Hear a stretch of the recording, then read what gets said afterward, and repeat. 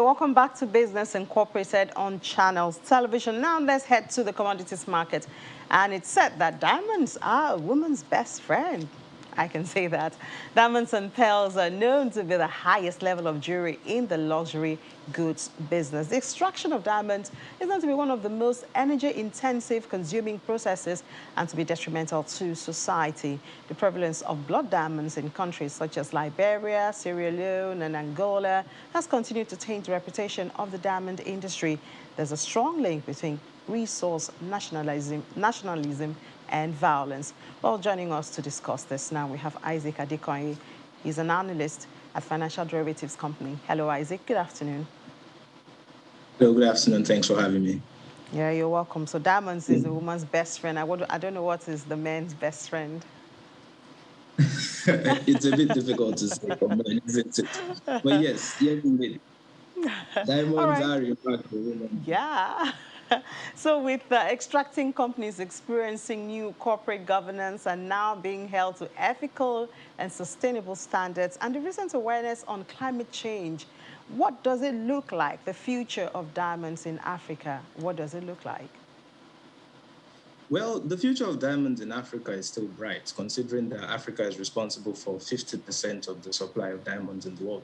So we're still looking at a bit of bright future in that sense. But when you look across Africa now, we're looking at situations where there is a stronger democracy, stronger clamor. People are looking into the mining industry and talking about transparency, so talking about corporate governance.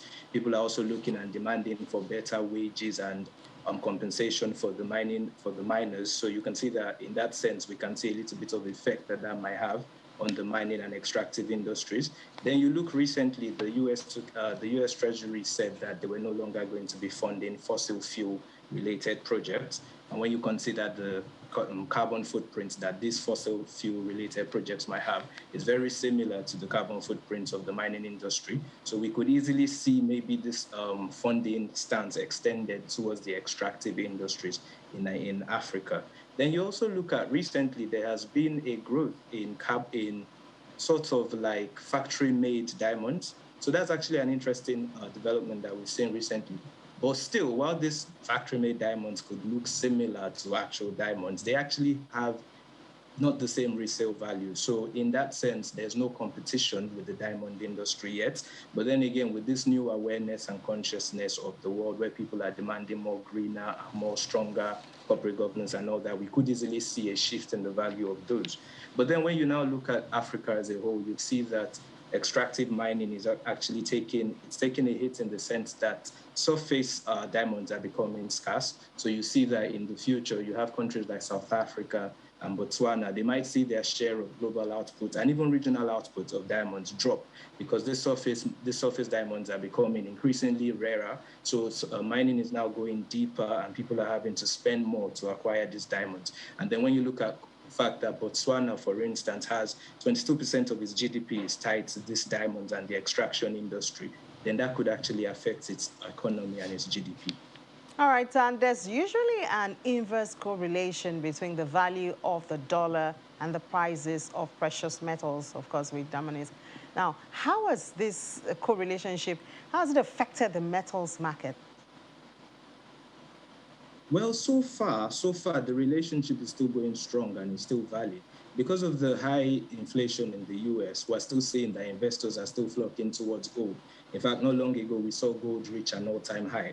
But the good news for investors now, though, is that there are now more safe haven assets that are available. So we have diamonds, we have precious metals. But apart from those, we now also have sort of stronger stock markets that can help hedge this. So we have stocks sort of in the biotechnology space, we have stocks and utilities, which still can be used as a hedge against inflation and still provide investors with this. And surprisingly, we still have things like Bitcoin, which could even offer investors that same level of safety in terms of hedging against inflation. So that correlation is still there, is still strong.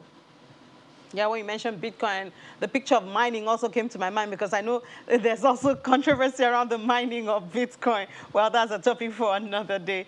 A major one is actually the issue of blood diamonds. And the issue is that the profit is not retained in the countries with which these resources are. Does this fate await Nigeria as it delves into the precious metal extraction arena? I mean, when we look at Nigeria, we have to look at the extractive industry. We've seen what played out with oil, and then we've recently seen the PIB bill. So in order not to have this fate of blood diamonds and all that, in order not to have Nigeria go down that same path, what we would actually have to see is strong corporate governance. So we have to see a situation where the government would actually come in, take a stand, and incentivize the locals. You know, one of the major importance of the PIB bill was how it was able to say that, you know what, the community are also stakeholders. It also involved them in the equity process. So we have to see that with the extractive metals industry. We need to look at the host communities as part of the processes. So the government needs to come in, take a stance, and create bills, create structures that incentivizes both the host communities, incentivizes the investors as well, who will be coming in to, you know, put investments and all that. We need to see the government take a stand and say, you know what, we can create structures that would ensure that everybody across the value chain is adequately taken care of. Then you look at another important point would be in the part of child labor, in the part of policing of these mines. We need to ensure that in these structures, in these bills that we're creating, that these things are clearly stated and they are clearly accounted for. So there is no misrepresentation, or there are no loopholes that maybe people could, you know, take advantage of when actually looking at the extraction industry. Remember that the extraction industry has a very strong ecological footprint. So we need to ensure that the host communities are adequately compensated. Yeah, we do hope that Nigeria will look into that and learn from, Botswana and some other countries as we delve into the extractive. Well, thank you so much, Isaac Adekoye, analyst with Financial Derivatives Company, for sharing your thoughts with us this afternoon. Thank you.